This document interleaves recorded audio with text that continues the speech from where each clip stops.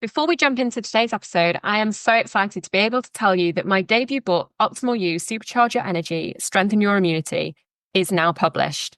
Optimal You is a groundbreaking guide uncovering the 8 pillars of health for supercharged energy and strengthened immunity to optimize your health and extend your health span. Delve into evidence-based strategies to optimize nutrition, balance your lifestyle, reduce toxin exposure, and address root causes of health imbalances.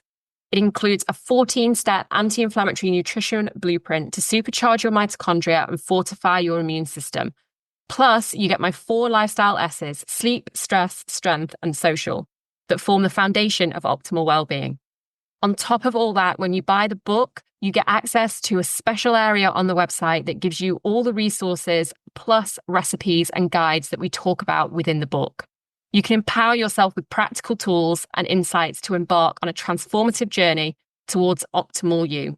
Head over to optimalyoubook.com to get your copy now, or you can get your copy from Amazon worldwide or your local bookstore.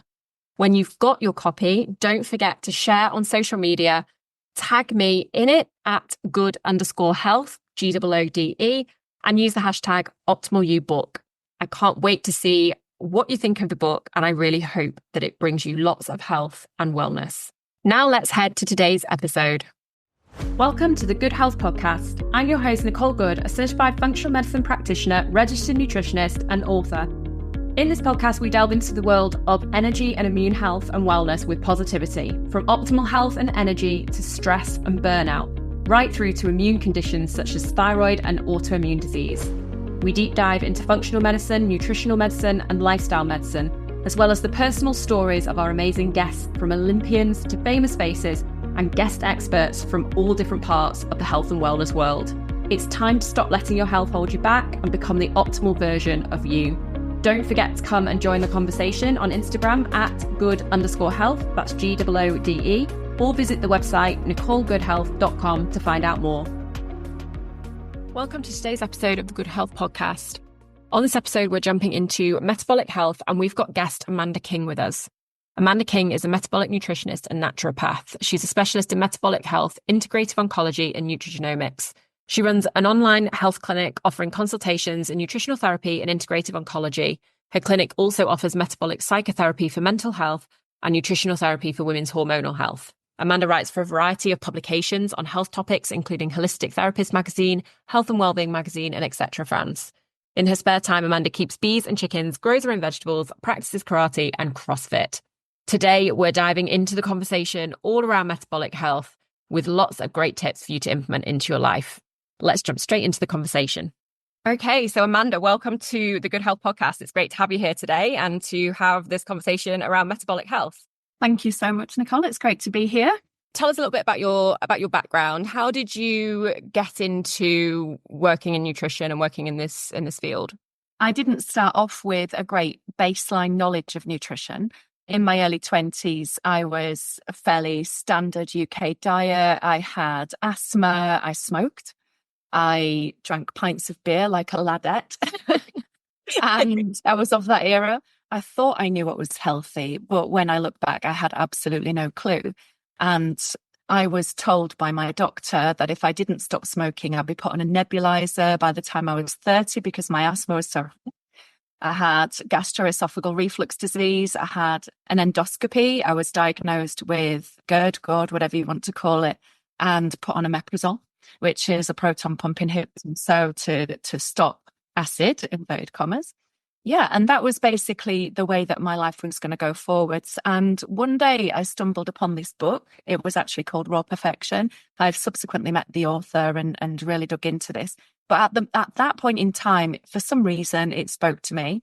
I read the book from cover to cover. It was far too advanced for where I was, but I absorbed a lot of information. And I decided to completely overhaul my nutrition. I literally stopped everything overnight. It was quite a painful process. Cold turkey approach. Yeah. Complete cold turkey. I don't recommend this to anyone listening.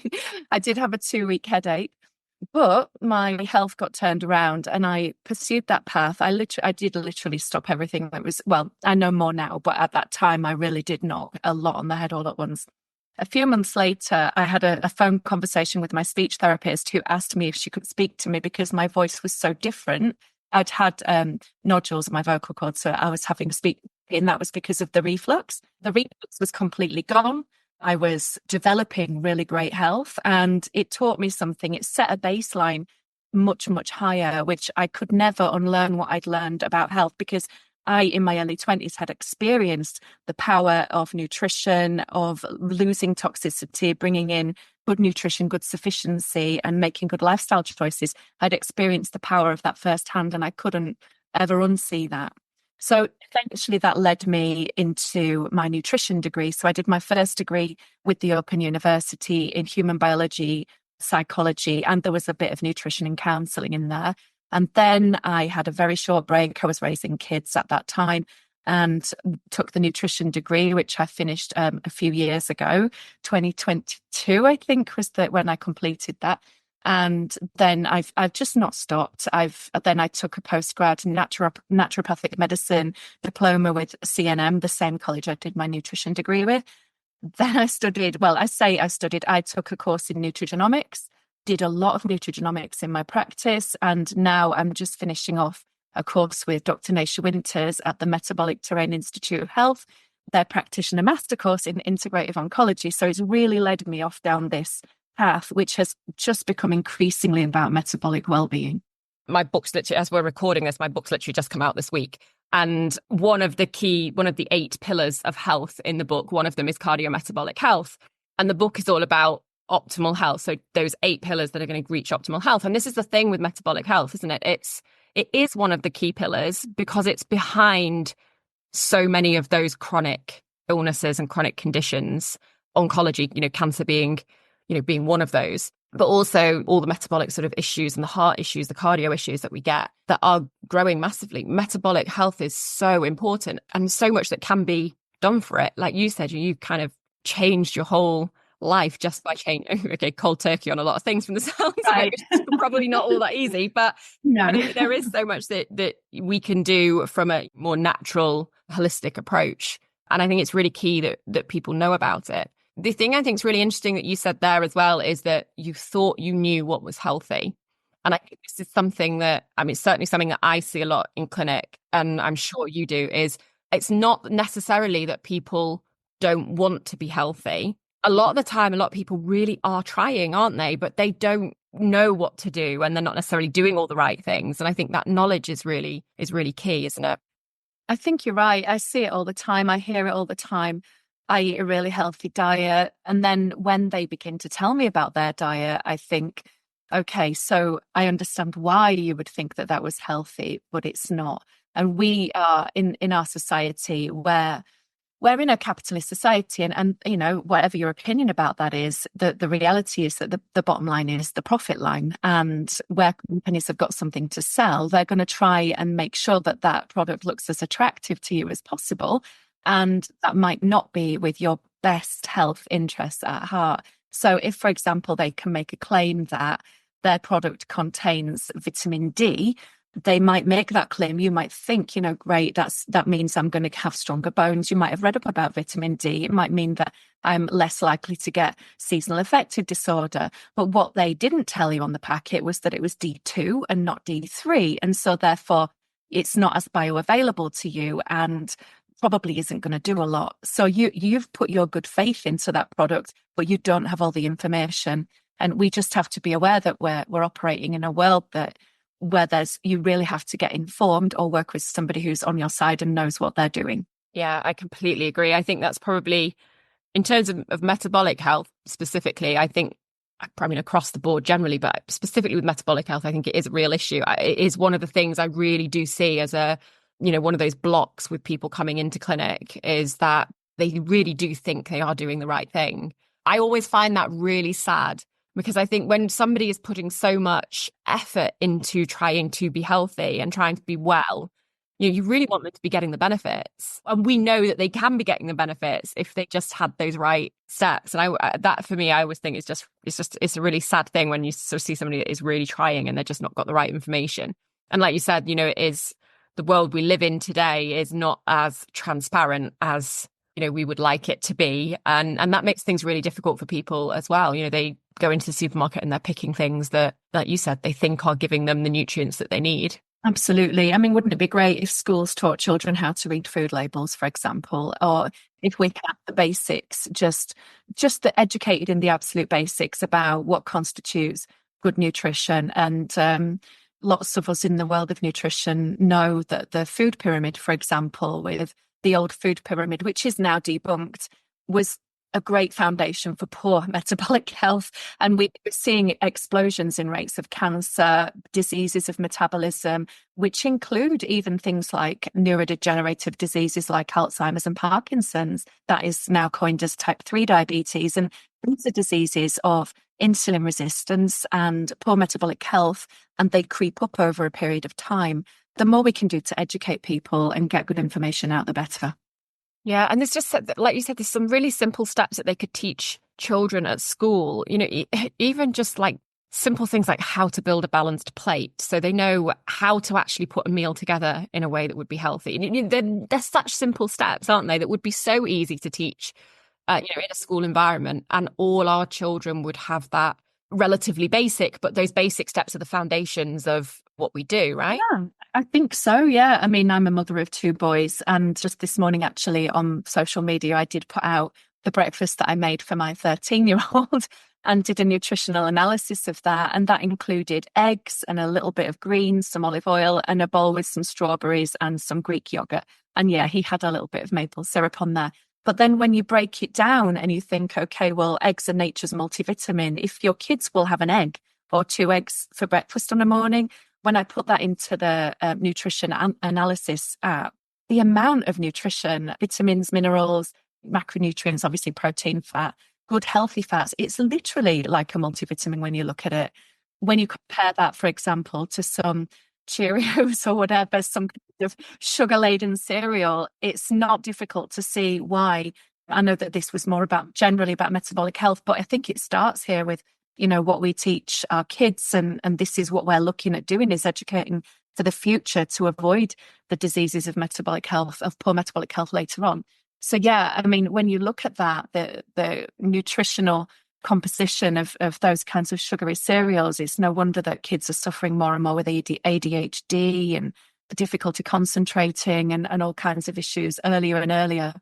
Adult onset diabetes, which is what type 2 diabetes used to be called, is now really rising in children, has been actually for a decade or two.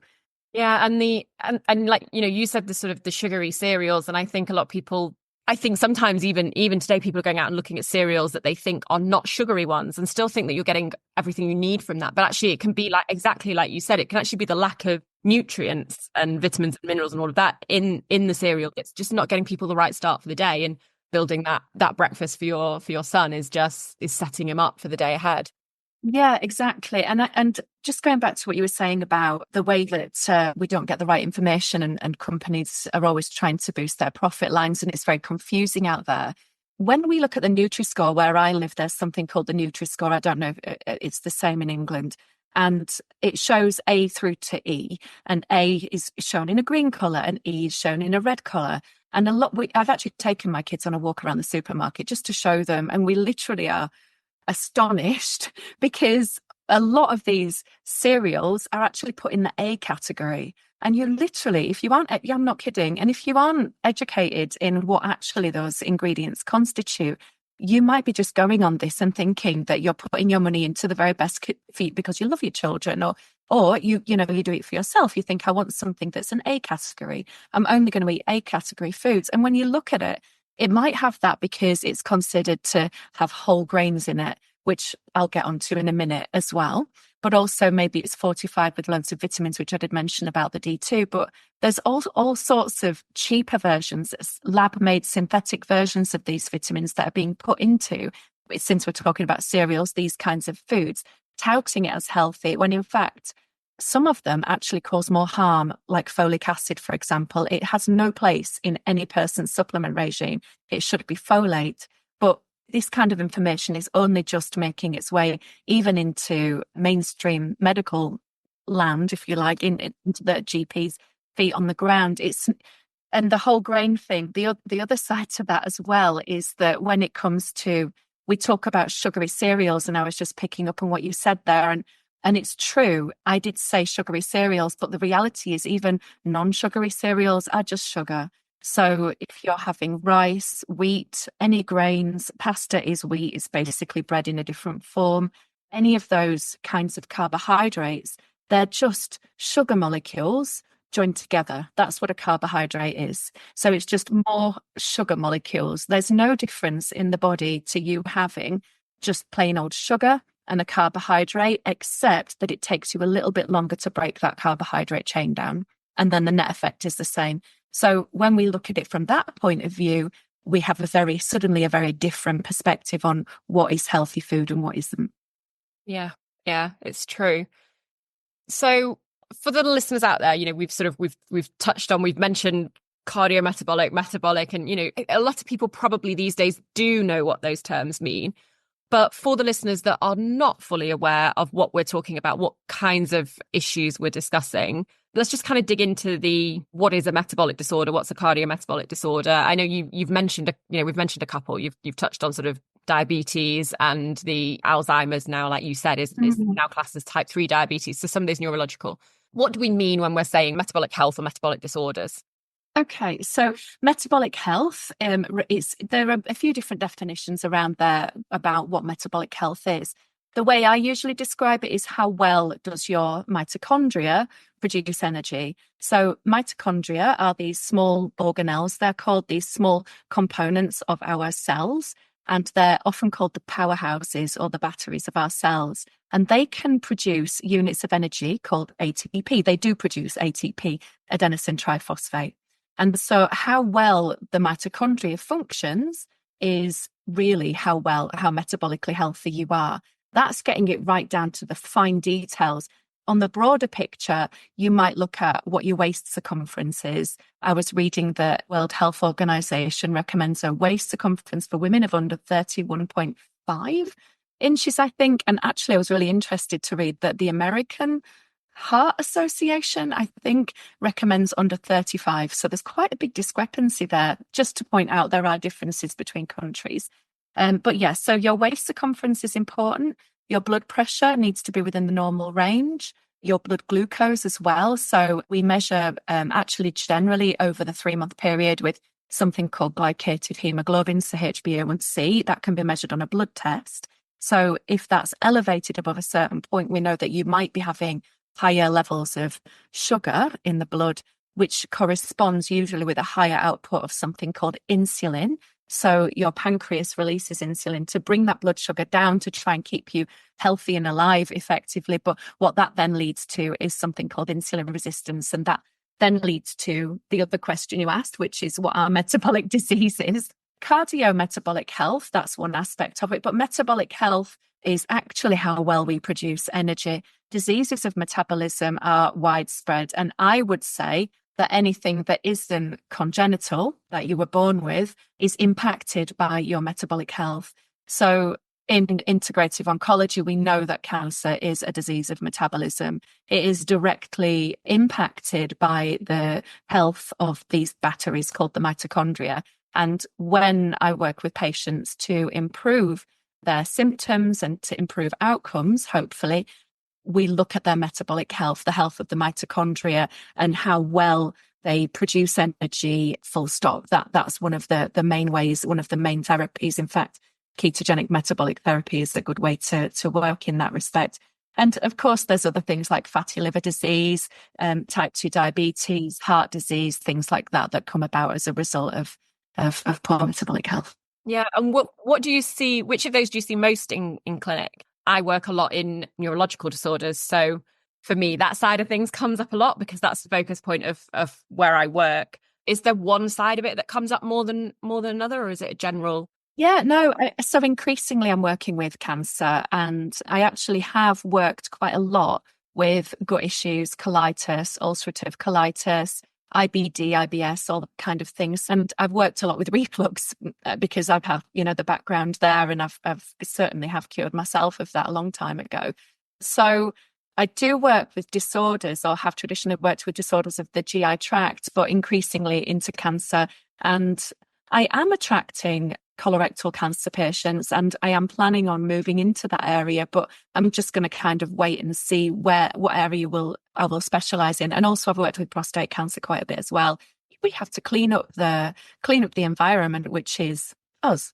So yes, it's where we live, but we need to clean up in our training, we call it the terrain. Let's just talk a little bit about the reflux story, because I think that is one that a lot of people listening have probably experienced. And I should say, actually, if people want to learn more about mitochondria is like my bread and butter. I do a lot with mitochondria. So we've got quite a lot of episodes on mitochondria. So if people want to go back, we'll drop some more episodes on that in the show notes below. So if people want to learn more about mitochondria, because obviously that is it's a huge area that we could dig into for hours. But let's just touch on that reflux picture, because I always think it's interesting when it's something that you've been through yourself and then you end up working with it in clinic. And reflux is a huge, it's one of the things that people don't necessarily always come to me for, but it will be in their health history. Do you find the same? I do. Yeah. Yeah. It tends to be at the heart of a lot of things. Yeah. Yeah. And I don't know why people don't necessarily reach out with, specifically with reflux. I tend to find people have sort of struggled with it for quite a number of years, or it's been a real ongoing picture for them, like maybe from like teens, or and it's really kind of rumbled, maybe not every single day, but it's rumbled on as sort of, it's always been there in the background, always been a bit of a problem, and it's not necessarily something they've reached out about. But then if they develop something further, they go further down that metabolic picture and down that path, then they kind of reach out, and you'll maybe get people coming into clinic, oh yeah, and I get heartburn and I get it all the time. And it's like, okay, well, let's look at that, because that's important. Like, why is that happening? So can you touch on what is GERD, what is reflux, and GERD or GORD, whichever you want to say? Yeah, absolutely. Reflux, gastroesophageal reflux disease, it's commonly seen, actually it's kind of misunderstood. So it's seen as an overproduction of stomach acid, and people feel the heartburn, oh, I've got acid, they reach for the pink stuff just to neutralize the acid, because most people understand we need an alkaline to neutralize the acid.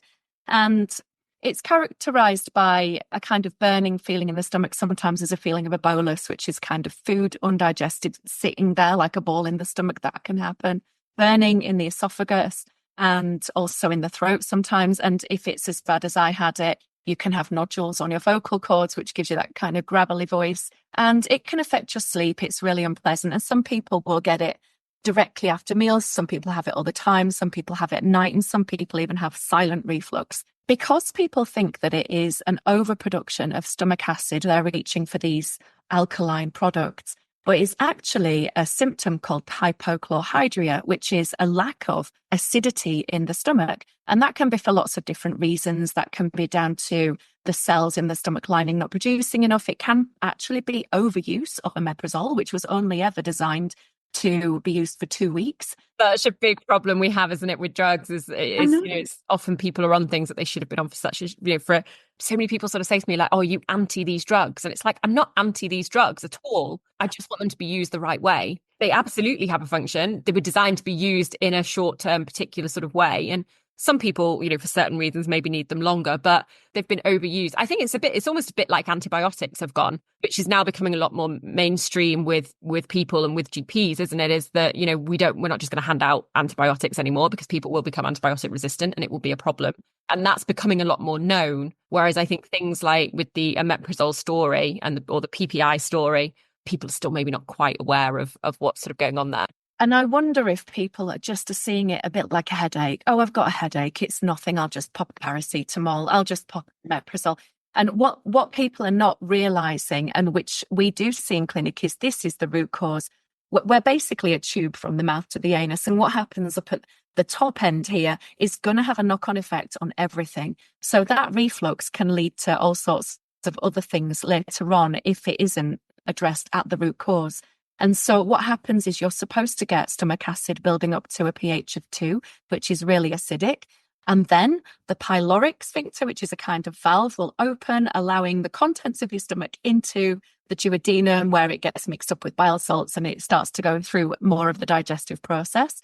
But instead, it doesn't reach that level of pH. It becomes really acidic, maybe a 4 or a 3, but it can't get moved on to the next stage. So it hangs around there and starts to burn the esophageal sphincter, which means that it then starts to move up the esophagus and starts to burn that. If you have alcohol, that will relax it as well, the valve, which means that you're more likely to get it.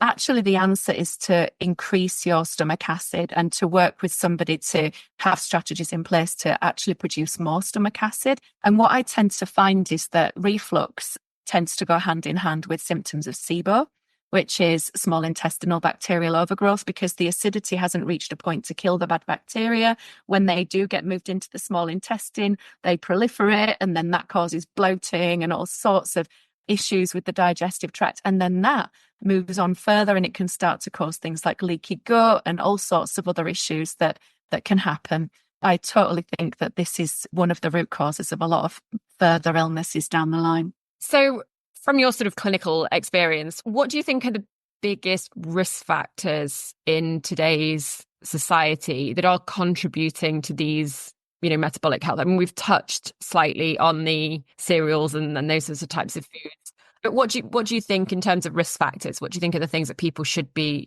looking out for, and particularly in today's society as we are? If metabolic health is about how well your mitochondria function, then we probably need to go back to how many mitochondria do you actually have? And mitochondria are not really present in fat, but they are present in muscle.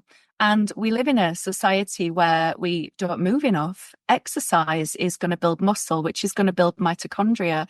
We need to be moving more, and we need to be building. I wrote a recent article about the blue zones, and what one of the pieces of research I was looking at was talking about the kinds of movement that people in the blue zones do.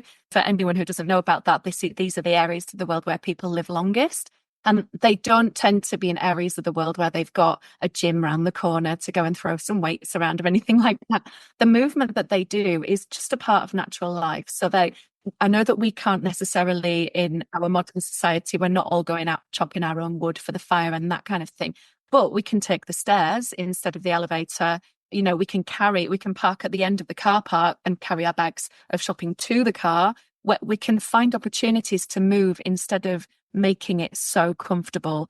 Our body needs to be, it needs to be in the zone of hormesis, which is a kind of stress, acute stress, which is where cells function best. So not chronic stress long term, but we need to stress our body a little bit in order to have the best health. And to build mitochondria, we need to exercise. And actually, recent research showed if you eat food that's full of mitochondria you can actually make your own mitochondria from that. So heart is full of mitochondria, because think that all the muscles that work the hardest have the most mitochondria. So the heart muscle works really hard. And if that doesn't really appeal, then things like chicken thighs or areas where the animal has moved more, those are the sorts of parts of the body to eat to boost mitochondrial health. Yeah, I think some of those simple steps that you've mentioned there, taking the stairs instead of the elevator, and I don't like lifts anyway because I'm quite claustrophobic, so I always choose the stairs. So it's always a simple choice for me. It's convenience, isn't it? We live in a society of convenience. I even notice the difference between people like my friends who live in London and like I live up in the north, and I can literally drive anywhere and park at the door. And if we can't park at the door, it's classed as inconvenient. Like, oh God, we've got to go there, and where are we going to park? It's like, because we're so, and in London, they don't necessarily have that because they don't all sort of drive around London. They don't have parking everywhere. So I do notice even a difference just in that. Sometimes it's just having that world around you that is so convenient. Great in a lot of ways, but it can be bad for your health in others. But that doesn't mean you need to move and you can't live in a convenient society. It just means making some of those choices, like you said, like park a little bit further away and walk, or take the stairs, or park at the bottom of the hill and walk up the hill, particularly with the blue zones, like you said, because that's, one of the things they obviously found there was in a lot of the areas, they were hilly areas. They weren't exercising, but they were just, they were walking down the road to go to the shop and then walking back up the road to go home. And it was up a hill. And, there's these 90-year-old women that are walking up the hill every day, and they've done it all their lives. And, that's working their muscles. It's just so simple things. And I think that's the nice thing about this area of health, is there are simple steps that can make big changes. I think so. And I think it's like just bringing awareness to it, making sure that you don't miss an opportunity to move, make sure that your meals count, putting your meals together, make sure that you don't miss an opportunity to nourish yourself. And rest is also a nutrient, so it is about striking a balance. But definitely, I think the general thing in society is that we have an increasingly sedentary society. And as things convenient up, as you say. Yeah, and let's touch on the rest aspect, because sleep and rest, because I think rest can come from also having a rest day in between training. Like you said, it's balanced. We've got to stress the body out a little bit without overstressing it. And as well as having a really convenient society, we also have a very fast-paced society. That's so true. It's hugely important. There's so many things in that. There's rest, there's stress, there's sleep. And all of them are really big subjects. Not to say don't work out, but when you overdo it, if I've done CrossFit for years, and when I've been in the CrossFit box, sometimes sometimes people work themselves so hard, they're literally on their back. They've literally pushed themselves to the nth degree. I think it's good to do that occasionally, but generally speaking, that shouldn't be the rule of thumb. Because when you get beyond a certain level of exercise, you start to produce free radicals in the body. And free radicals are what we call radical oxygen species. These are like compounds that damage DNA. They need to be detoxified. So wherever DNA is damaged, it has to be repaired. And that can cause problems further on down the line if you're not very good at repairing DNA, like it could end up being potentially a cancer or premature aging even. So what we want to do is get that DNA cleaned up. And so it's just making sure we minimize the damage to our DNA, and also that we've got the right stuff in our diet or our lifestyle that we can actually detoxify these free radicals. And sleep, obviously, is where we do a lot of that repair. So if we're staying up late, or if we have especially working night shifts, which is shown to be really, really bad for your health, or a very erratic sleep regime, disturbed sleep, this is all going to contribute towards poor metabolic health and decreased ability to repair any damaged DNA. Yeah, and there are things, nutrition comes again. I mean, nutrition runs through all of this, doesn't it? But it does come into the picture with, like you said, with the free radicals you were talking about, because we can bring in those antioxidants, help the body. So antioxidants are what helps the body to detoxify these free radicals, and we can bring those antioxidants into our diet and increase those. So even people knowing to increase antioxidants if they are overworking the body for a period. I mean, we should have antioxidants in the diet anyway. If we want as many in there as we can possibly get. But at certain times, it may be beneficial to increase them as well. And actually, an even bigger part of not clearing up the damage is not bringing it in the first place. So what we need to do really is to absolutely minimize the assault on the body. That's actually the biggest part of it. And definitely having some vegetables, eating the rainbow of different colors of vegetables is a great way of getting a range of different plant nutrients, antioxidants in, because each color gives you a different kind that comes in and neutralizes those free radicals. But not bringing it in the first place. So having adequate sleep, making sure that your diet is more fat heavy with healthy fats, anti-inflammatory fats, and really minimizing or eliminating empty carbohydrates and processed foods, so that you don't have that kind of toxic effect on the body that then has to be detoxified. Yeah. Like you said, we all have some aspect of free radicals in us. I always like to say it's never about perfection. It's never about being perfect. It's never about finding somebody who doesn't have this process happening in the body, because it will happen in everybody's body. But it's about doing every single thing that you can to minimize the not so good processes and maximize the good ones. I talk a lot on here about individualized plans, personalized plans, and the importance of that. How do you find balancing this sort of general science that we're talking about? You've mentioned a couple of sort of the latest research papers and things like that. So how do you balance that side of things, that sort of general science, with the individualized nature of what we do and the body and everybody's, we are all different. It's individual differences. Yeah, it's a great point. And it is a confusing world out there. But when it comes to personalized nutrition, we can get very, very specific these days. So there are two different avenues. One is with diagnostics in real time, and the other is with nutrigenomics. There are ways of obtaining your DNA report. I do quite a lot of work in this area. And obviously your DNA is your own individual genetic blueprint. Not everybody is able or has the skills or the practice to interpret your DNA, but increasingly people are learning more and more about it. The real beauty is, yes, have your DNA read, see how well you're doing something called methylation or how well you detoxify. Are you missing genes? Do you overwork in this area? There's so much to it. But have that paired with a blood diagnostic, for example, somebody who can read through your bloods and then compare that to your DNA to see what's actually going on. Or, if it's a hormones issue, get a Dutch test. If there's some food intolerances, there's a York test, or a GI map, or even an oat test, which allows us to look at how things are happening in the body, how your body actually processes neurotransmitters and vitamins and things like that.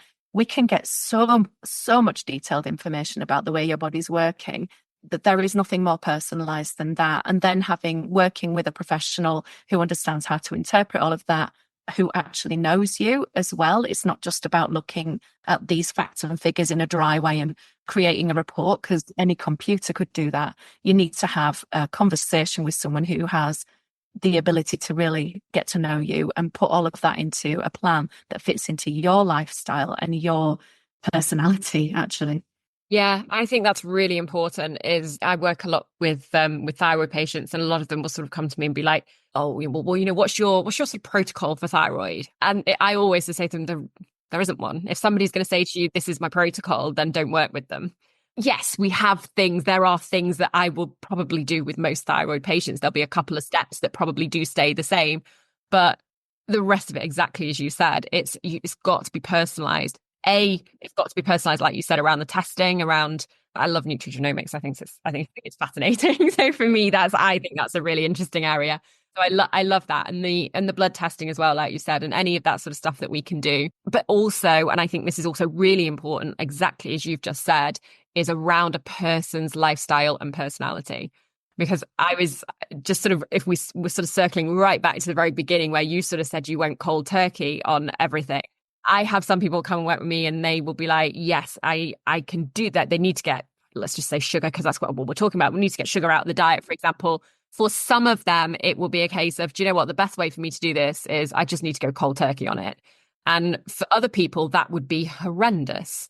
And we need to drop it slowly and find little ways that we can reduce the sugar in the diet to make switches for other things. So we talk a lot about making it fit into your lifestyle, as in into your how busy you are and whether you're at work or at home or traveling or whatever that might be. We look at that, we talk about that lifestyle a lot, but the bit you just mentioned there about personality, I think also is a huge part of the picture when we're building these personalized plans. It really is. I mean, everybody works in slightly different ways. We attract different kinds of patients or clients for that reason. We can work better with certain kinds than others. This is why it's a good idea also to have a little chat with the person you're thinking of working with and just make sure that you're both a good fit for each other. And often nutritionists will do that just to make sure that this is somebody they feel they can work with. It's important. So it's very much a person-based vocation. Yeah. And that's one of the things that I love about it. Yeah, me too. Okay, so before we wrap up, I ask a lot of people the same question at the end of their sort of episode. If anybody listening to this could walk away with one step, one thing to do, what's that one thing? What would you want them to take away from this episode?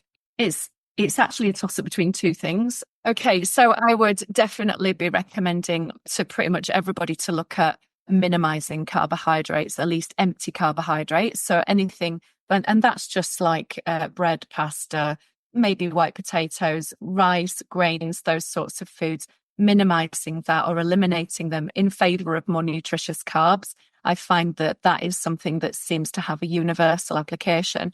And the number one thing, funnily enough, we haven't mentioned it, I would say, is intermittent fasting.